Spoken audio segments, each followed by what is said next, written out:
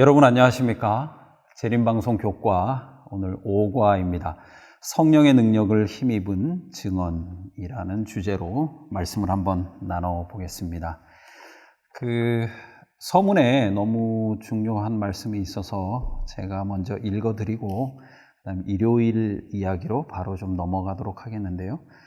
오직 성령이 너희에게 임하시면 너희가 권능을 받고 예루살렘과 온 유대와 사마리아와 땅 끝까지 이르러 내 증인이 되리라. 사도행전 1장 8절의 말씀입니다. 이게 정말 중요한 말씀이고 또 우리에게 힘이 되는 말씀이고 또 굉장히 그 해석의 폭, 그다음 선교의 대상, 그다음 선교의 방법에 대해서 많은 생각을 하게 하는 그런 말씀인 것 같은데요. 그 중심에 이제 성령 하나님이 계시죠. 근데 이렇게 그 중요한 비중에 비해서 사실 재림교회 신학 아니면 재림교회 설교 단상, 강단에서 이 성령론이 취급되는 비중은 좀 작지 않았나 그런 생각이 드는데요. 목사님 생각은 어떠세요?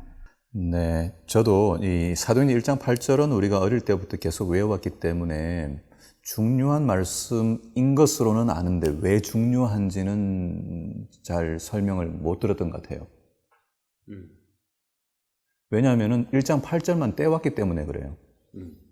1장 8절의 맥락과 이 대화가 어떻게 진행됐는지를 이해하지 못하면 이 누가가 쓴 사도행전 그리고 누가가 쓴 누가복음상에서 이 묘사하려고 했던 이 복음이 예수 그리스도의 복음이 무엇인지를 놓쳐버리기 때문에 요걸 갖다가 도구로만 쓰는 거죠.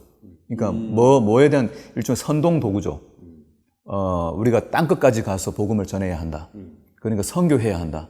라고 하는 것을 이제 강조하는 방점을 뒤에다 찍고 그 다음에 이제 뭘 도구화시키냐면은 성령을 도구화시키는 형태로 이해하는 측면들이 상당히 많죠. 그런 거 느껴보셨어요? 네. 성령의 예를 전도 강조할 때 사도행전 1장 8절을 사용해가지고 예루살렘 갑시다 땅끝까지 가라고 그랬지 않습니까? 네. 근데 일단 이 성경 말씀에서 영어적 표현에는 조금 더 정확하게 표현되어 있는데 예루살렘과 유대와 사마리아와 할 때 마치 땅끝까지 이르러 되어 있기 때문에 to the end of the earth 이렇게 되니까 가는 걸로만 생각하지만 사실은 in Jerusalem, in Judea and Samaria. 그러니까 무슨 말이에요? 너희가 증인이 되는 게 어디에서? 예루살렘에서 증인이 되고 유대에서 증인이 되고 사마리아에서 증인이 되는 거예요. 그 말은 뭐예요? 예루살렘에 사는 사람은 예루살렘에서 증인이 되는 것이고 유대에 사는 사람은 유대에서 증인이 되는 거예요. 그러니까 한국 사람은 한국에서 증인이 되는 거예요. 근데 이걸 갖다가 이제 우리는 이게 열방 선교 또는 이렇게 초문화 선교로만 이해하고 그냥 땅끝까지 가자고 밀어붙여서 이렇게 선교를 나가는 경우가 있지만 일단 선교적인 측면에서 보여지는 중요성은 이전 과에서도 보았지만 우리가 있는 삶의 자리, 그 자리에서 선교에 충실하라. 요걸 다시 조금 한 걸음 더 나가면 뭐냐면 각자가 있는 문화 속에서 복음이 이해될 수 있도록 전하라. 이런 중요성이 여기에 이제 선교적으로 볼 때는 있는 것이죠. 근데 이제 한 걸음 더 나가서 제목과 함께 1장 8절의 맥락은 우리가 아는 것처럼 제자들과 예수님의 대화예요. 이스라엘 나라를 회복하시면 이때입니까? 이 대화죠.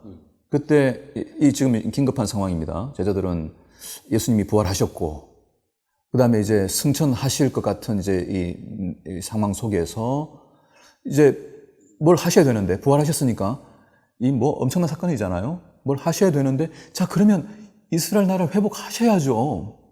여전히 물리적인 나라의 회복을 기다리고 있던 이 제자들에게 때와 기한은 너희 알 바가 아니요. 하나님께 정하신 바니 이렇게 얘기하고 난 다음에 나오는 것이 바로 8절이에요. 그러니까 뭐하고 연관된 질문은 뭐냐면은 하나님 나라가 세워지는 게 지금입니까? 라고 하는 질문이었어요. 그 질문에 대한 대답이 뭐냐면은 오직 성령이 너에게 임하시면 그러면 질문과 대답이 맞는 겁니까? 아구가 맞아요? 얼른 안 맞잖아요. 근데 거기에 우리는 과연 예수님은 제자들의 질문을 회피한 것이냐 아니면 바르게 대답한 것이냐, 여기에 대한 바른 대답을 하려면은 예수님께서 평상시에 제자들에게 이야기하셨던 내용을 근거로만 이 답을 찾을 수가 있겠죠. 자, 그렇다면 예수님이 말씀하셨던 하나님 나라는 뭐냐? 동일한 누가가 썼던 누가복음 17장 20절 21절에 하나님 나라는, 바리새인들이 묻죠. 하나님 나라 언제 임합니까? 똑같이 물어요. 그때 하나님 나라는 여기 있다 저기 있다고도 못하리니 하나님 나라는 너희 안에 있느니라, 그렇게 말씀하셔요. 그러니까 예수님께서 지상에 오셔서 이렇게 말씀하셨던 내용들은 이사야 9장 6절에 있는 말씀처럼 한 아기가 왔는데 그 아이는 뒤에 가면 평강의 왕이거든요. 왕으로 오신 거죠. 이스라엘 나라를 택하신 부분도 뭐냐면 온 우주의 통치자가 하나님인데 이 인류들이 그 통치자 하나님을 버린 거죠. 사무엘이 이전 과에서 기도 내용에서도 기도하기를 쉬지 않겠다라고 얘기했는데 그 이야기 나온 절박한 상황이 뭐냐면은 이스라엘이 다른 왕을 구한 거거든요. 하나님 대신에 다른 왕을 구해서 이제는 하나님의 통치권이 아닌 인간 통치권 속에서 살아보겠다고 하는 이 선택에서 사무엘은 절박한 심령으로 제가 이 백성들을 위해 기도하기를 쉬지 않겠습니다. 다시 말해 하나님이 통치권인 것을 잊지 않도록 하겠습니다. 비록 세속적인 왕권을 가져왔지만, 그 형태를 가져왔지만 잊지 않겠습니다. 이런 차원의 맥락, 구약의 배경 속에서 예수님은 왕으로 오신 거죠. 그래서 헤롯이 긴장한 거죠. 헤롯이 긴장해가지고 왕이 왔다 그러니까 유대의 왕이 어디서 태어나냐? 베들레헴에 태어날 건데 이런 성경의 이야기들 미가서 가지고 보면서 긴장한 상황에서 동방박사 찾아오잖아요. 왕이 어디 나셨냐? 이 이제 난리 상황에서 예수님이 설교하기 시작하는 거죠. 회개하라, 천국이 가까웠느니라. 심령이 가난한 자는 복이 있나니 천국이 너희 것이미요. 부터 시작한 예수님의 설교와 만남 속에서 하나님 나라는 어디에 포커스가 있냐면 전부 인간의 마음이거든요. 니고데모가 찾아와가지고 물었을 때, 좀 길어서 죄송합니다만은, 니고데모가 찾아와가지고 가졌던 질문은 뭐예요? 이분이 이스라엘 나라를 회복할 자 맞나? 라고 하는 구약의 이해를 가지고 찾아왔을 때에 묻지도 따지지 않고 단도직입적으로 말하기를, 네가 괄호 열고 하나님 나라가 언제 세워질지에 대한 궁금증 가지고 온 건 내가 알아. 그런데 물과 성령으로 거듭나지 아니하면 하나님 나라 들어갈 수 없어. 그게는 성령께서 거주하시는 곳이 하나님 나라거든요. 하나님이 통치자로, 군주로, 왕으로 계시는 곳이 하나님 나라거든요. 그 이야기를 사복음서에서 쭉 한 거예요. 그래서 마태복음 13장 같은 경우에 내가 천국에 대하여 뭐로 비유할까라고 이야기할 전부 뭐냐면은 땅 속에 심겨진 씨앗이다. 반죽 속에 들어간 누룩이다. 바다 속에 그물을 내린 거다. 안 보이지만은 진주 하나 찾은 거다. 전부 다 뭐냐면은 보이지 않는 곳에 숨겨져 있는 하나님 나라. 인간 마음속에 숨겨져 있는 하나님 나라를 이야기한 거거든요. 이런 맥락에서 사도행전 1장 8절이 이해돼야 된다는 거죠. 하나님 나라가 언제 이루어지냐라고 묻는 질문에 대하여 예수님이 대답을 회피하신 것이냐? 아니죠. 오직 내가 빈번하게 너희들에게 가르치고 내가 사람들 만날 때마다 가르치고 산상수훈에서 이야기했던 것처럼 오직 성령이 너희에게 임하시면 너희가 하나님의 나라다. 하나님 나라가 이 땅에 이미 임했다. 그리고 움직이는 나라와 성소로서 유대 사람은 유대에서, 예루살렘은 있는 사람은 예루살렘에서, 사마리아에 있는 사마리아에서 내 증인이 될 것이다. 여기에 뭐예요? 하나님이 가지고 있는 온 인류에 대한 구원의 계획. 아브라함을 택했을 때의 모든 민족이 너로 인해서 복을 받을 것이다. 구약 성경 전체는 이스라엘을 위한 기별이 아니죠. 이스라엘을 선택했지만 모든 이방인들을 끌어올리고 하는 메시지거든요. 그 메시지의 성취가 지금 사도행전 1장 8절에서 나오는 거죠. 그렇다. 이스라엘을 한 나라로 선택해서 하나님이 다스리는 나라가 됐던 것은 모든 나라들이 다 하나님의 주권 속에 들어오도록 하는 것이었는데, 자, 움직이는 나라로서 너희들이 성령이 계시는 나라가 되었으니까 예루살렘이 하나님 나라가 되게 하라.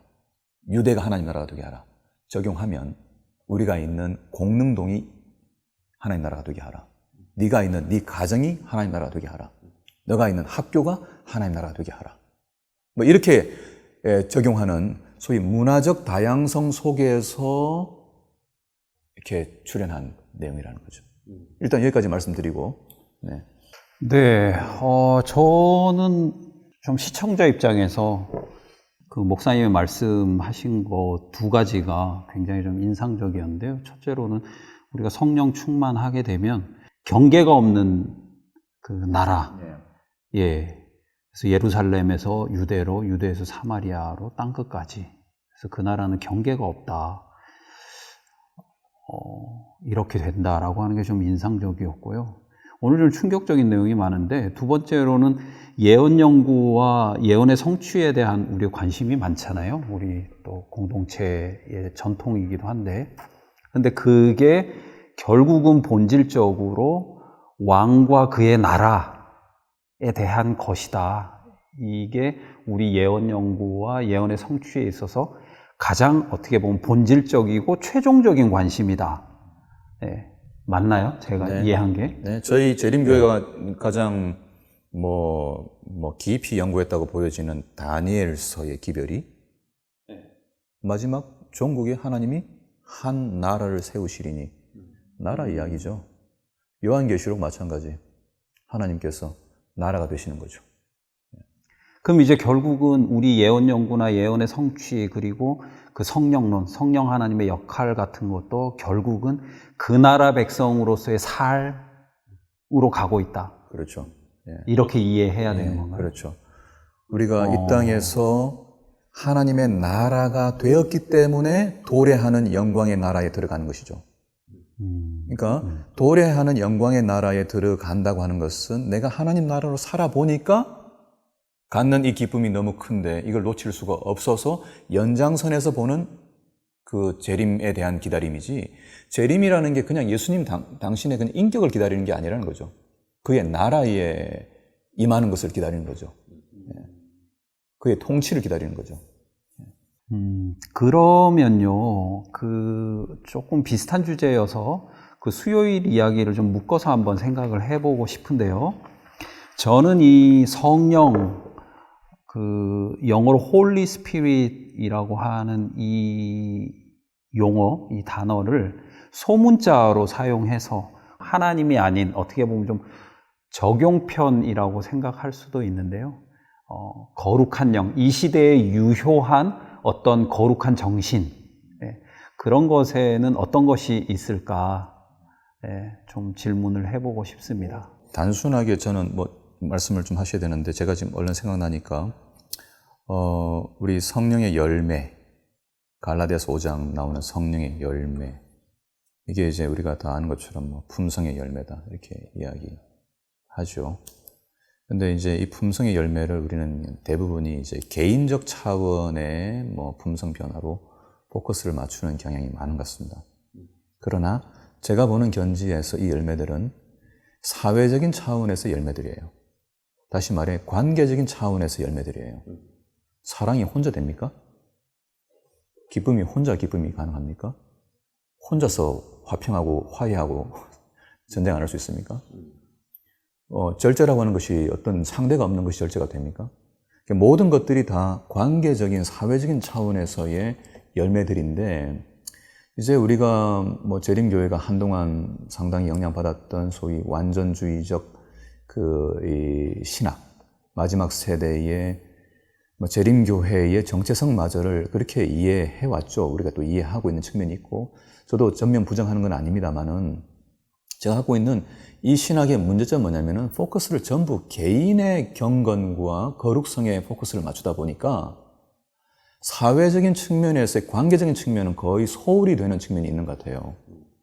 그러니까 얼마만큼 내가 순결한 사람이 될 것이냐, 얼마만큼 내가 깨끗한 사람이 될 것이냐 라고 하는데 포커스를 맞추다 보니까 우리가 살고 있는 이 사회와 그 다음에 공동체와 교회 안에서의, 교회도 하나의 사회니까 그 속에서 있는 소위 거룩성이라고 하는 완전함, 조화, 화해, 뭐 사랑, 모든 게 다 포함되는 건데 이런 것들에 대해서는 다소 소외하는 측면이 있지 않을까. 그러니까 예수님 오시면 너는 잘 몰라. 나는 구원받겠어. 뭐 이런 차원의 접근을 만약 하고 있다면 우리는 이 거룩성에 대한 이해를 제한적으로만 이해하는 게 아닐까 이런 생각을 합니다. 그 말씀을 듣고 보니까 제가 어느 책에서 원래 초대교회의 예수의 제자들은 그 구원관 자체가 공동체적인 구원이었다. 이렇게 이야기를 하고, 개인적인 구원은 사실 그때 당시에는 그런 게 없었대요. 이게 서양에서 개인주의가 대두가 되면서, 그때 이제 개인적인 고백, 그 다음에 개인의 구원, 이런 신학들이 발전하기 시작했다고 하는 주장을 본 적이 있는데, 예, 속죄 교리 중심의 이제 구원 이해죠. 예, 그러다 보니까 이제 내가 죄 용서가 되었느냐, 죄가 도말되었느냐라고 하는 측면에서 개인의 구원의 확신, 이게 이제 강조됐는데 중요하죠. 그걸 배제할 수 없지만은 그러나 하나님 나라가 너희 안에 있느니라라고 할 때에 너희 안이 within you도 되지만 among you도 되거든요. 네 속에 있다고 되지만은 우리 사이에 있다고도 되거든요. 그러니까 하나님 나라가 내 속에만 있는 것으로는 개인적 차원으로만 있다 그러면 반쪽도 안 되는 거죠. 둘 다가 있는 거겠죠. 그러면 이제 제가 조금 궁금한 게 생기는데요. 수요일 소지 맨 밑에 보면은 화이트 부인의 교육책 126쪽에 하나님의 말씀에는 모든 세계를 존재하도록 불러내는 창조의 힘이 있다. 거기에 이제 모든 세계가 포함이 되어 있단 말입니다. 네. 그래서 목사님께서 이야기하시는 그 하나님의 나라, 그분의 왕국은 교회 울타리 안에서인 걸 얘기를 하시는 건지 아니면 이 지구촌 전체를 포함하는 것인지. 단답형으로 말씀드리면 그분이 통치하지 않는 영역은 없죠. 그것을 이미 회복해서 탈환, 그다음에 복귀시키셨죠. 언제? 십자가에서. 부활하심으로써. 그래서 우리가 하나님의 시선으로 세상을 본다. 이게 뭐냐? 이미 십자가에서 모든 영역이 공적으로, 그다음에 합법적으로 하나님의 소유권으로, 통치권으로 다 복속되었다는 것이 우리가 믿고 있는 진리죠. 그래서 이제 어디입니까? 바울이 고백하는 것처럼 사망이 나를 사로잡을 수 있냐? 로마서 8장 같은 데서 얘기하잖아요. 누가 나를 권세자가 천사가 누가 나를 이렇게 괴멸시킬 수 있냐? 이런 이야기를 과감하게 할 수 있었던 것은 하나님의 통치가 이미 세워졌기 때문이죠. 믿음으로. 그렇군요. 우리가 교회에서 이제 흔히 이야기하는 하나님의 백성과 이방인, 그 다음에 또 삼육학교와 사회학교, 이게 어떻게 밖에서는 사실 좀 이해하기 어려운 어떤 단어일 수도 있는데요. 그런 구분이 큰 의미가 없네요. 하나님의 사랑과 구원의 범위는 이미 그 속에 다 들어와 있지만 그것을 개인적으로 받아들이고 믿음으로 고백한 교회가 있는 것이고 그렇지 못하고 아직까지 복음의 소식을 기다리고 있는 사람이 있는 게 당연한 거죠. 그것은. 그러나 하나님의 사랑의 정도가 과연 교회 안에 있는 사람에 대한 애정이 더 클까? 여기에 대해서는 하나님은 차별이 없으신 분인데 그 사랑과 구원을 위하여 활동하시는 그 일들은 저희가 지금 현재 구원 받았다고 주장하지만 10년 후에 내일 어떻게 될지 모르거든요. 타락할 수도 있거든요. 그러니까 모든 사람이 구원에 이르기를 원하신다고 우리가 디모데 후서에서 읽었기 때문에 그 말씀에 근거하여 그 사랑의 범위가 차별이 없다는 것이죠.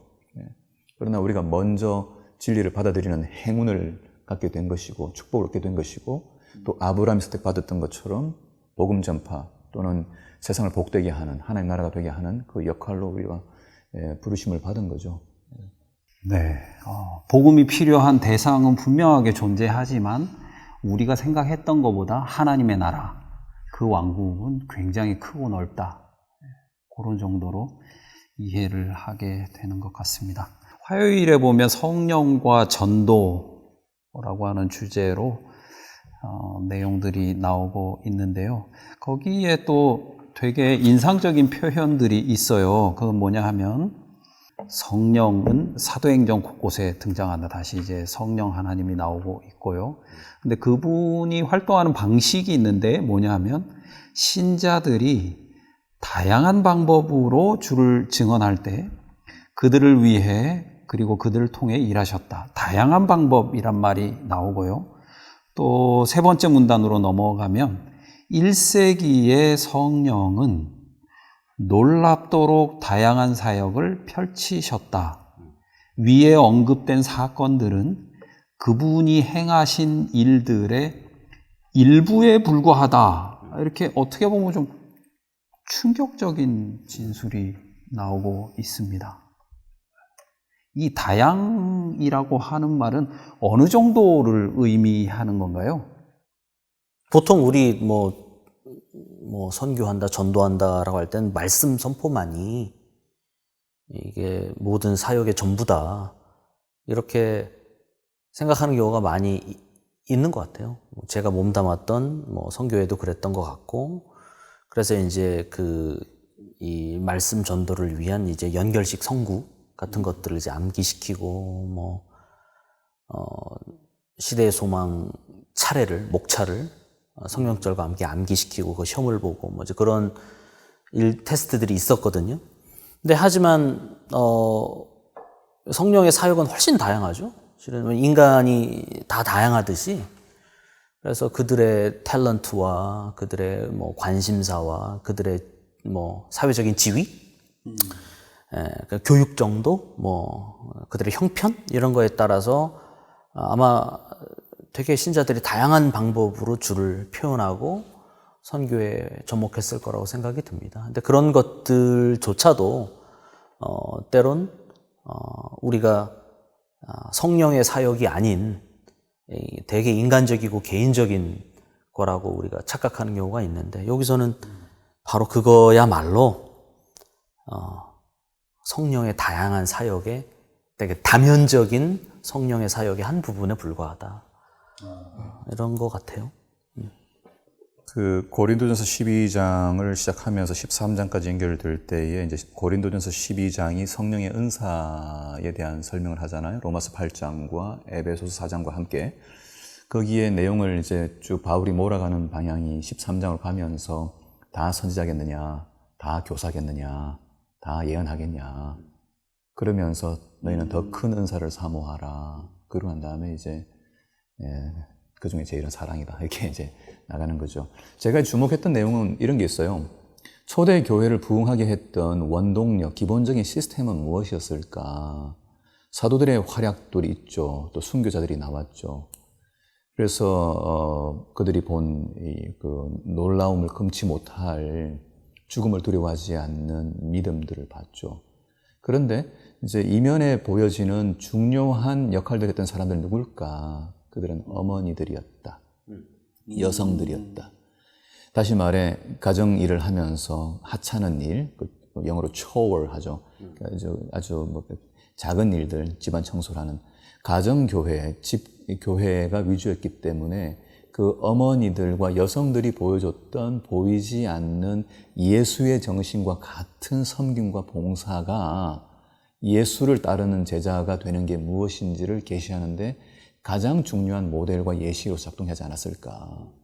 그것은 이름 없는 여성들이 많은 거죠. 이름 없는 교인들이 많은 거죠. 그러니까 그런 차원에서 성령께서 다양한 방법으로 하는 사람들이 처한 그 상황에 따라서 노예들을 통해서도 활동하신 거 보고 하기 때문에 그분은 오늘날도 목사를 통해서 일한다든지 또는 이렇게 말을 잘하는 사람을 통해서 일하는 게 아니라 한마디도 하지 않지만 친절하게 맛있는 음식을 대접하는 사람을 통해서도 일할 수 있다. 이런 이야기를 우리가 믿을 수 있겠죠.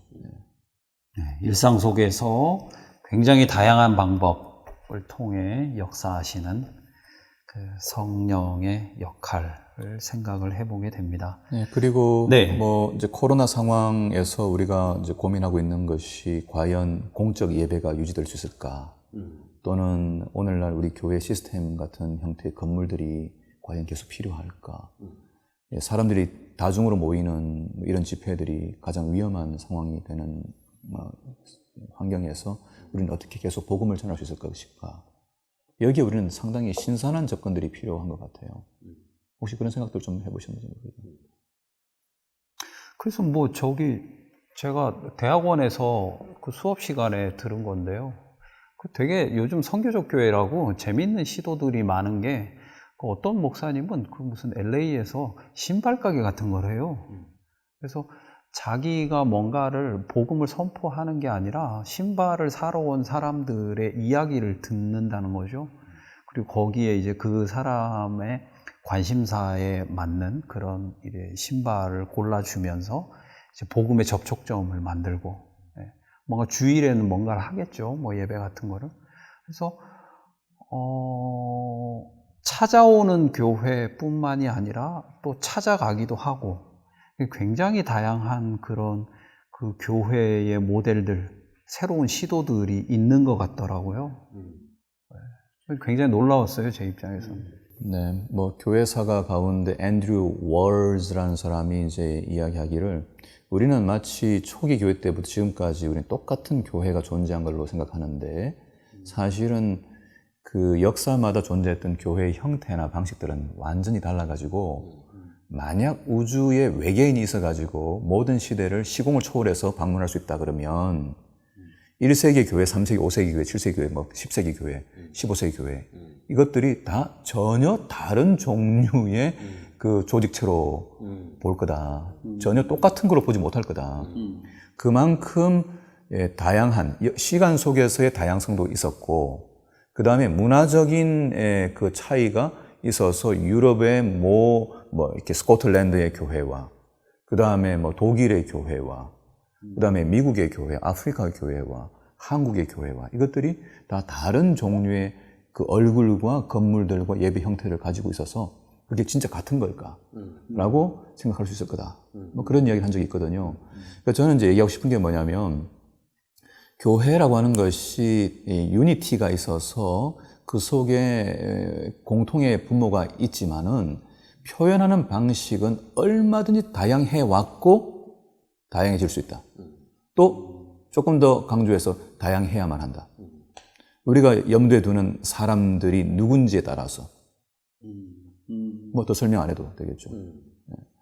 여기에 대해서 교회는 성령의 은사가 매우 다양한 방식으로 각 사람들의 은사를 따라서 활동을 해오신 것을 우리가 믿고 받아들인다면 우리는 얼마든지 자유로운 변신을 꾀할 수 있다.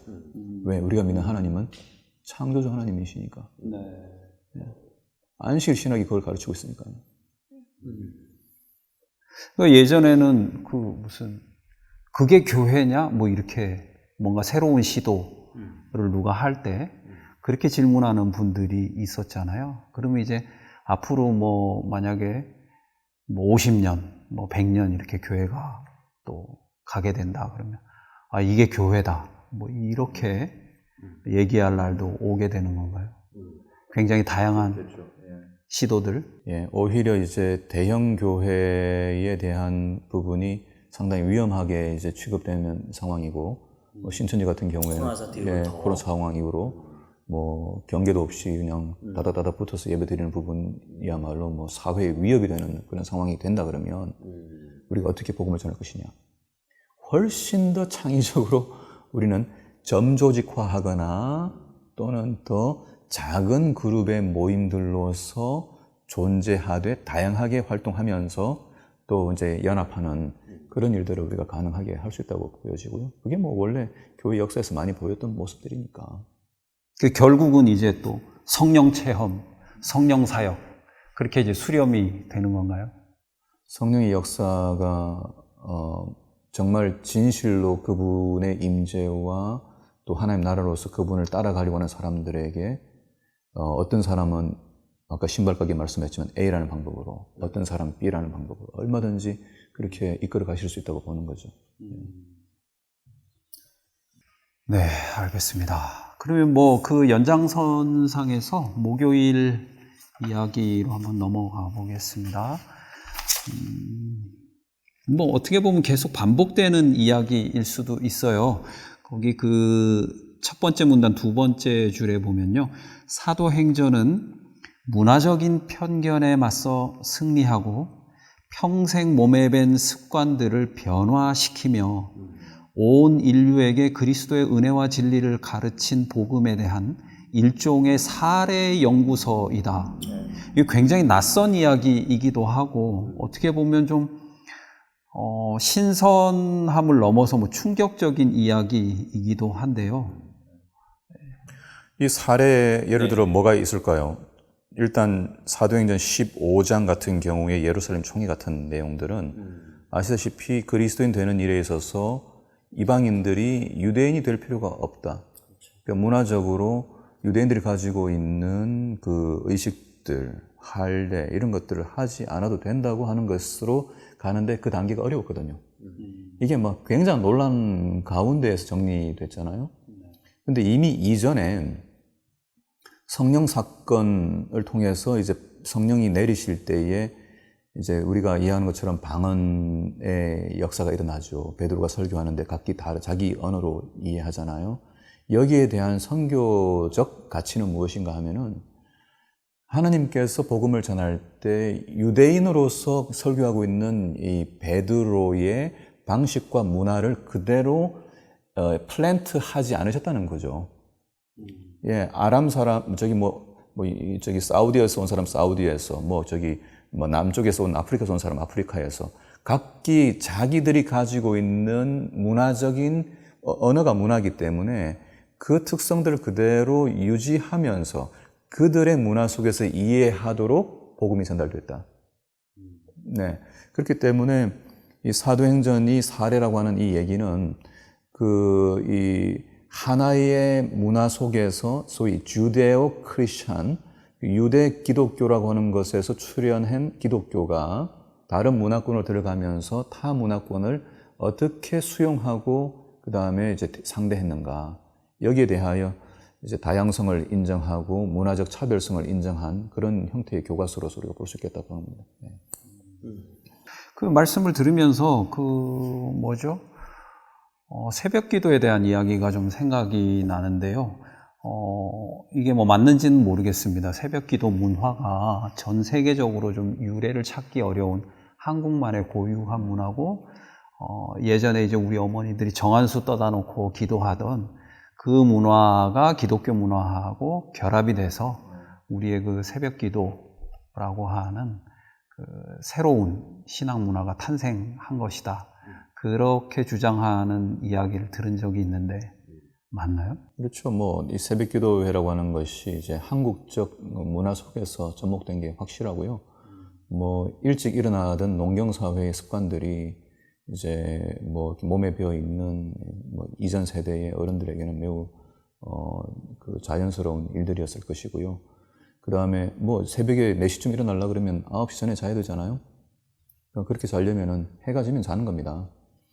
근데 이제 세상이 바뀌었고 이제 젊은 세대들에게 그 가치가 전달되면서 사실 3-4시간 자고 새벽기도 갔다 오는 게 좋을 수도 있지만 그 피곤함을 하루 종일 안고 이렇게 살아가야 되는 상황까지 하면서 새벽기도가 마치 모든 것에 영적 신앙을 척도로 사용된다 그러면 또 문제가 있겠죠. 또 다른 예로 만약 안식일 학교를 9시 반에서 11시 반으로 또는 오후로 바꾸는 이 문제에 대해서 지금 최근에는 다양한 시도를 하는 교회들이 있습니다만은 9시 반에 예배를 드리게 된 거는 미국 사회의 그 주로 농경의 문화 속에서 아침에 닭밥 주고 소밥 주고 그러고 난 다음에 아침 먹고 나서 딱 올 수 있는 시간표가 9시 반이거든요. 그래서 지금 미국에 있는 PMC 앤드루스 대학의 대학교에도 예배를 제 기억에는 한 9시 드릴 겁니다. 일부 예배가 8시 반에 드릴 겁니다. 2번 예배 드리는데요. 한 번 일부 드리고 중간에 이제 안식학교 있고 2부가 있습니다. 그러니까 일찍 일어나는 노인들은 1부에 들어와서 예배 드리고 그 다음에 이제 좀 늦잠 자는 우리 청년들은 또 이제 2부 와서 예배 드리고 이런 부분들이 있죠. 그래서 이제 문화적 배경이 있다는 걸 우리가 기억할 필요가 있겠습니다. 어쨌든 뭐 그런 일들이 또 포스트 코로나 시대하고 맞물려 가지고 상당한 변화가 있을 것 같습니다. 예, 이번 주는 뭐 그 정도까지 한번 이야기를 해봤고요. 금요일에 다시 한번 이야기가 반복이 되네요. 성령은 구원의 과정에서 아버지와 아들과 협력하신다라고 하면서 이제 기회의 문을 여신다라는 진술과 함께 그분은 우리를 사로잡고 있는 편견의 속박을 벗기시고 진리를 가리는 문화적인 고정관념을 깨뜨리시며 우리를 얽매고 있는 악한 습관의 사슬에서 우리를 건지신다, 이렇게 이야기하고 있는데요. 우리를 사로잡고 있는 편견의 속박, 또 문화적인 고정관념, 그다음에 악한 습관의 사슬, 이게 어떤 게 있을까요? 많죠. 정말 뭐 제가 선교 세미나를 많이 다녔는데 그때 모 교회에 선교 세미나를 이제 하러 갔는데 금요일 저녁 안식일 이제 그 이틀을 제가 했는데 공교롭게 그 교회가 재건축 직전이었어요. 뭐 이렇게 이제 막 헌신을 하셔가지고 근데 그때 그 목사님이 너무 선교에 아주 이렇게 관심이 많으시고 훌륭하신 분이셨는데 제가 이렇게 도발을 했죠. 예배 시간에 여기 있는 장의자 다 빼시라고 새로 교회를 지실 때는 1층에 있는 이 장의자를 다 치우시고 그러니까 뭐 완전히 새로 짓는 거에 버금가는 리모델링을 하시기로 하셨거든요. 그 교회 건축 계획이. 결과는 모르겠습니다. 어떻게 바꾸셨는지 모르겠는데 그때 제 느낌은 상당한 저항을 이 교우님들이 그래서 교회라는 모델, 교회라는 것이 무엇인가라고 그분들이 머릿속에 그리는 그런 것들이 있으신 거예요. 그게 일종의 어떻게 보면 그분들은 그렇게 생각 안 하실지 모르겠지만 그것도 일종의 편견이 아닐까. 교회란 마땅히 이래야 한다. 마땅히 이렇게 생겨야 된다라는 것에 대한 편견이 아닐까라는 생각이 제가 들었고, 꼭 장의자를 빼라는 의미보다는 그분들이 가지고 있는 교회 모델에 대한 새로운 창발적인 시도를 한번 해보시라고 드린 말씀이었는데, 지금 이 영상을 이제 시청하시는 분들도 한번 나에게 그런 어떤 편견, 예배에 대한 편견, 교회에 대한 편견, 아니면 선교에 대한 편견, 이런 것들은 무엇인가 한번 생각해 보셨으면 참 좋을 것 같아요. 엄청나게 많은 문제들이 있죠. 재림교회도 하나의 단체이면서 문화이기 때문에 우리가 이제 주로 이야기하는 것처럼 모든 문화 속에는 선한 것도 있고 악한 것도 있거든요. 그럼 재림교회 문화 속에도 좋은 것도 있고 나쁜 것도 있습니다. 근데 뭐 딱 집어 얘기할 수는 없지만 예를 들어 우리 교회 구조가 만약 이런 이제 장의자 퓨를 고집하는 형태로 간다 그러면 그건 이제 뭘 의미하냐면 우리가 인지하든 인지하지 못하든 교인들은 한번 의자에 들어가게 되면 그 의자에 좌우에 있는 사람들에게 갇혀서 본인의 의사와 상관없이 앞만 쳐다봐야 돼요. 그러니까 교회의 이 의자 구조를 홍익대 유현준 교수의 지적을 빌지 않더라도 권력 구조로 이해하게 될 때는 또 교회 권력이라는 측면에서 그냥 이 목회자에게 집중된 캐리그마에 집중된 이제 설교 중심의 교회로만 생각한다는 거죠. 그렇게 됐을 때에 우리는 어쩌면은 자칫 잘못하다가는 이 권위주의라는 형태가 교회와 동의어처럼 이제 여겨질 수 있고 그건 자연스럽게 하나님 주신 거니까 권위는 좋은 거예요. 우리가 권위가 있어야 되는데 권위는 또 받는 것이거든요. 하나님께 받는 것이지 본인 스스로 주장하는 게 아니죠. 근데 이제 본인 스스로 주장하는 것을 권위주의라고 그러잖아요. 권위주의적 우리 문화가 우리 안에 있다면 우리는 끊임없이 성경적인 반성을 통해 가지고 거부를 통해서 교정해 나가는 일들이 필요하겠죠. 뭐 우리가 지키는 안식일의 준수 문제라든지 뭐 여러 측면에서도 우리가 좀 더 하나님의 정신에 맞도록 또 어떤 태도들과 습관들을 바꾸는 일들이 또 필요할 거라 생각이 되고요. 이 성령께서 하나님께서 영혼을 구원하시기 위해 가지고 있는 그 깊은 생각들을 이해한다면 우리는 그 역사 속에 있었던 어떤 시대의 교회가 늘 완벽했던 완전했던 모델이 아니기 때문에 또 완전한 모델들을 추구하기 위해서 우리 끊임없이 변신하는 일들을 하면 좋겠다 생각합니다. 감사합니다. 어쨌거나 우리 교회는 어떤 과거의 관습이나 전통, 그걸 유지하고 고수하는 게 우리 신앙을 지키고 정체성을 유지한다라고 생각하기 쉬운데, 마크 피니 목사님이 선교를 위한 교회, 그다음에 선교를 위한 신앙 문화에서는 우리를 사로잡고 있는 편견의 속박이 일정 부분 벗겨져야 할 필요가 있고, 진리를 가리는 문화적 고정관념이 또 있다. 그게 또 깨뜨려져야 하고, 우리를 얽매고 있는 악한 습관의 사슬이 분명히 존재하기 때문에 거기서 건지시는 분이 예수 그리스도다.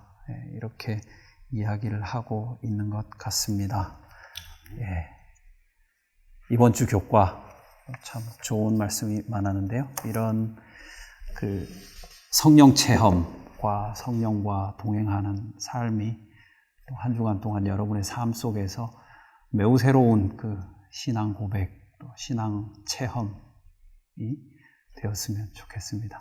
네. 이상으로 이번 교과를 마치도록 하겠습니다. 감사합니다. 감사합니다. 감사합니다.